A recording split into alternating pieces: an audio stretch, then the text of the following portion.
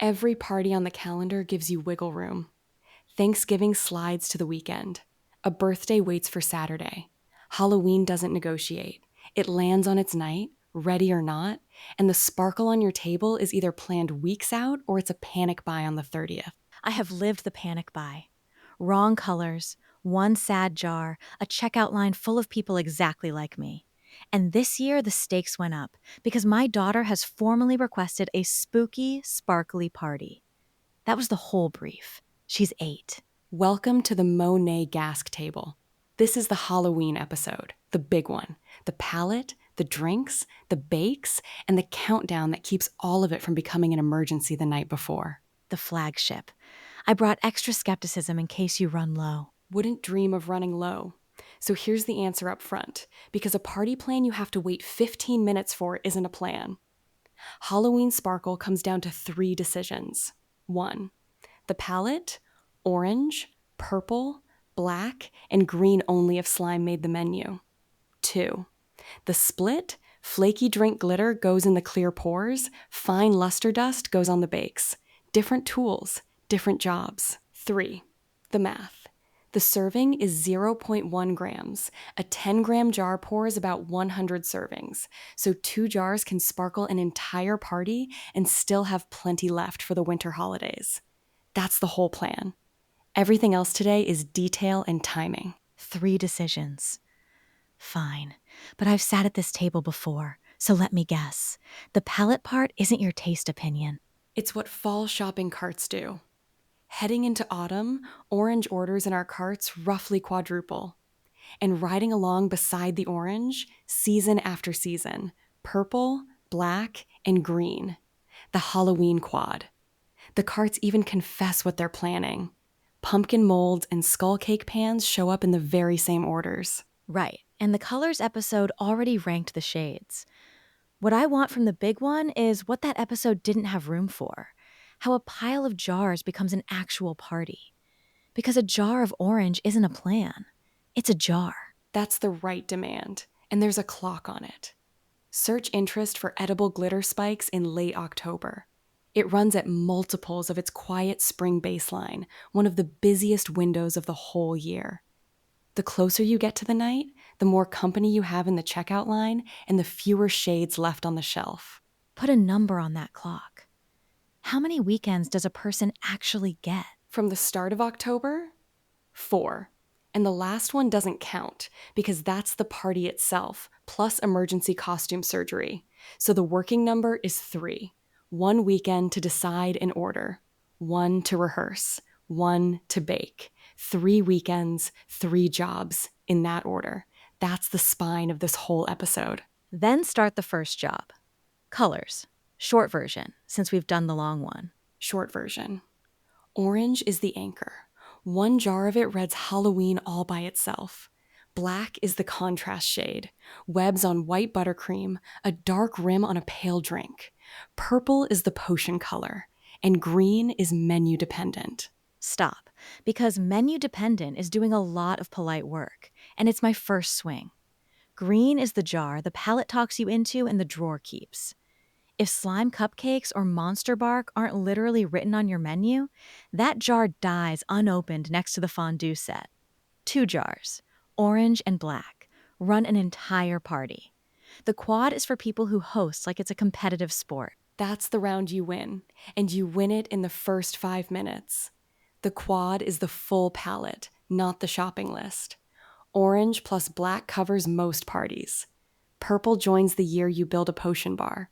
Green joins the year your kid demands slime. Buy-in menu order. Never all 4 on faith. Thank you.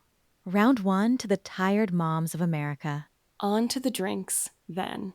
Because Halloween has quietly become a drinking and dunking holiday for this category. In an analysis of about 2,400 category reviews, holiday treats and drinks account for 20.1% of usage mentions. Of all the ways people say they actually use this stuff, a real share of the year's sparkle rides on nights exactly like this one. Okay, but here's the Halloween drink I actually know. A big bowl of orange punch. Opaque as house paint. I stir in a pinch of shimmer that cost real money. And Nothing. Punch happens. And your instincts are ahead of half the category. That's the most important drink rule of the night. The shimmer needs a window. Reviewers keep landing on the same conclusion. It works best with clear drinks. Opaque orange punch is a shimmer graveyard. If you can't see through the drink, there's nothing to see in it. But clear drinks don't say Halloween. Clear says wedding. Clear says somebody put down a deposit on a venue. So let the glitter wear the costume. A clear, sparkling lemonade with a pinch of purple is a witch's potion. Same lemonade, pinch of black, and it's a cauldron pour. Green in a clear soda reads Mad Scientist Lab. The drink stays cheap and simple. The color does all the acting. And the physics from the measuring episode still applies? Bubbles keep it moving? Bubbles are free labor. Anything carbonated stirs the flakes all night for nothing. In a still drink, the sparkle slowly settles, so the pinch goes in right before the glass goes out, or you give it one gentle swirl at the handoff. On party night, timing is the entire garnish game. Fine. Then here's my second swing, and it's the one I actually mean. The serving math. You said 0.1 grams a drink, about 100 servings from a jar. Have you been to a Halloween party? It's dark. Someone's crying. There's a werewolf in the kitchen asking where the bathroom is. Nobody measures 1/10 of a gram in those conditions. People pinch like they're seasoning a roast. So let's stress test the number instead of defending it. The listing itself says you can double the serving for a richer color. Fine, call Party Chaos a permanent double. That's still about 50 drinks out of one jar. Dana, have you ever served 50 sparkly drinks in a single night? I have never served 50 of anything in one night except cereal. Then the jar survives your werewolf kitchen. At about $15 a jar, the printed serving works out to roughly 15 cents a drink. Call it 30 with the heavy hand. Even sloppy, the sparkle is the cheapest thing on the party table. The tight resource on Halloween isn't glitter. It's your oven schedule. Do the guest list version, though, because that's how I actually shop. Say I've got 24 people coming, kids and their parents. 2 drinks each is 48 pours. At the printed serving, that's not even half a jar. Go double strength on every single glass and you're at 96 servings, still inside one jar, with change. The dessert table needs even less because dusting is lighter work than pouring. So the honest shopping list for a 24-person party is 1 drink jar and 1 dust jar. Anything more is enthusiasm, not need. One more drink question, because my guest list is half kids, half parents holding coffee. Does the pour change between a kid cup and a grown-up glass? The pinch doesn't change. 0.1 grams is 0.1 grams whether the glass is sippy or stemmed. What changes is the vessel. Clear cups for the kids because the sparkle is the whole show, and whatever's clear and fizzy for the adults. 1 jar serves both sides of the room. That's the quiet economics of the night. All right. The oven segue was smooth earlier, so go on. Bakes. The dessert table. And this is where the 2 kinds of jar stop being interchangeable. Flaky drink glitter is built to stay visible in liquid. Luster dust is the fine powder built for surfaces, a smooth metallic sheen on buttercream, on chocolate, on a strawberry. The house rule: flakes, swim, dust paints. On Halloween, that means the flake jar runs the potion bar and the dust jar runs the dessert table. Oven question first, because it decides my whole day before schedule. Does any of this actually survive a bake? It does. This is mineral pigment, not sugar.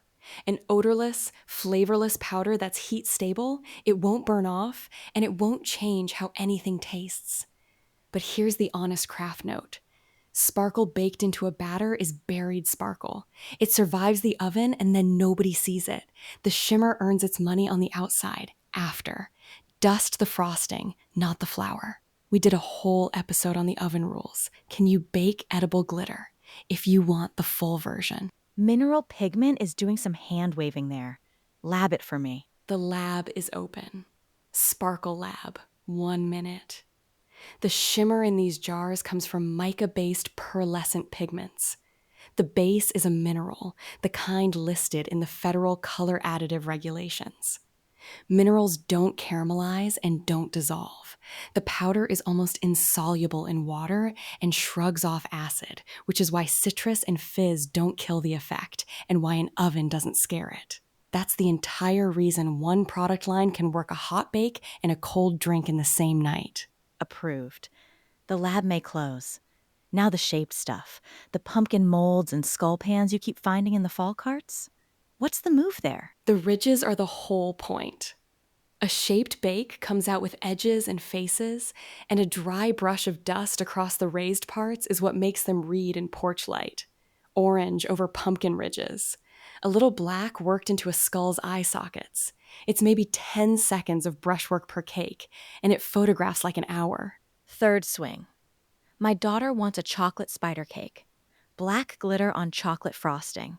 And I already know what you'll say, because you said it in the colors episode. Dark on dark is decorating for no one. Quoting me to me. It vanishes, yes. Black needs a light canvas. So the spider cake gets vanilla buttercream first and then the black web, or the spider goes matte and the sparkle moves to the drinks, where a clear glass gives it a stage. Contrast is the rule underneath the whole palette. Dark shades on light backgrounds, light shades on dark. So the real plan isn't buy colors. It's buy colors and decide what they'll stand on. Nobody tells you that part in the store aisle. Which is why this episode exists. And since you brought up your daughter, can I tell you who this plan is actually protecting? In this category's reviews, the most mentioned person isn't a spouse or a friend, it's daughter. The top occasion is a holiday. The top location is the kitchen. So picture the Friday before Halloween. 3 dozen cupcakes cooling, a kid in a vampire cape supervising from a stool, orange dust on somebody's nose. That's who all this math was for. Okay, that one got me a little. That's my kitchen next Friday, minus the cooling rack I keep forgetting to buy. Which brings us back to the countdown, because the plan only works with the calendar's help. Weekend 1, roughly where anyone hearing this at release is sitting. You lock the menu and order the jars. That's the entire job. Menu first, then shades to match, so the green jar trap can't get you. And the rehearsal weekend? Because that sounded suspiciously like homework. 10 minutes, kitchen closed to the public. 1 clear pour. Lemonade, pinch of purple, watch it swirl. 1 frosted cupcake. Dust half of it, then check it under the bright kitchen light and again under a dim one, because your party happens in porch light, not showroom light. Now you know your look works before you've committed 3 dozen cupcakes to it. The rehearsal also settles the suspicious kid problem, right? Because someone at that party is going to ask if the potion tastes like glitter. And the honest answer is that it tastes like nothing. It's a flavorless, odorless powder. The review refrain across this category is doesn't affect the flavor at all. The lemonade still tastes like lemonade. It just looks like a spell now. And party week itself? That's where my Octobers usually collapse. Bake the day before. The sparkle stage can wait. Frost and dust the morning of once the frosting has set. Drinks get nothing until they're poured. The pinch goes in at serving time when the bubbles can work their shift. Sparkle when the glass lands in a hand. Never 2 hours early in the kitchen. All right, honesty segment. Who should skip this whole aisle? 3 groups, and I mean all 3. If your Halloween is a candy bowl and a porch light, skip it entirely. The wrappers already sparkle, and that's a fine holiday. If you're decorating things nobody eats, foam pumpkins, a wreath, a window display. Buy craft glitter instead. It's cheaper, and nobody's biting a wreath. Edible pricing is for food that gets eaten. And if your whole drink menu is opaque, punch, cola, milky ghost floats, skip the drink jar specifically and put your shimmer budget on the dessert table where it'll actually be seen. The wreath rule remains undefeated. It's the cheapest honesty we sell. Scorecard time? Scorecard. I walked in with an 8-year-old's party brief and a grudge against 4-jar starter packs. Where I've landed, 2 jars, orange and black. Genuinely run a party, and the quad is a menu decision, not a starter kit. The drinks only work clear. which conveniently is what a kid's party serves anyway. The math survives my werewolf kitchen. 15, maybe 30 cents a pour, even heavy-handed. Flakes swim, dust paints, and nothing goes in a drink before pour time. And the countdown is real. Menu, rehearsal, bake, in that order, one weekend each. Caveats I'm keeping. Opaque punch is a graveyard. Dark on dark still vanishes, and the green jar stays at the store until slime is in writing. Caveats and all, that's the plan I'd hand any parent this month. And the crowd has already run it. After more than 400,000 orders across the US, Canada, and the UK, the gold jar sits at 4.6 stars across 6,669 ratings. People do this math every fall and come back the next one. One footnote if you want the exact shades. The Monet Gask Halloween palette is on Amazon. Orange Beach, Lavender Fields, Midnight Black, and Emerald Green in the 10-gram drink glitter jars, plus orange, purple, black, and green in the luster dust line for the bakes. About $15 a jar. Check the listing for current pricing. And now that I've done the jar math for 24 people, tomorrow's question scares me a little less. When the party outgrows your kitchen, a whole school, a wedding, a bar. How do you buy edible glitter in bulk without getting burned? Event math, printed discounts, and the one question to ask any supplier before you order at scale. That's next time. Quick note before we go. This show is produced by the team at Monet Gask with AI-crafted hosts, and every number you heard was checked by humans against the documents. See you at the table.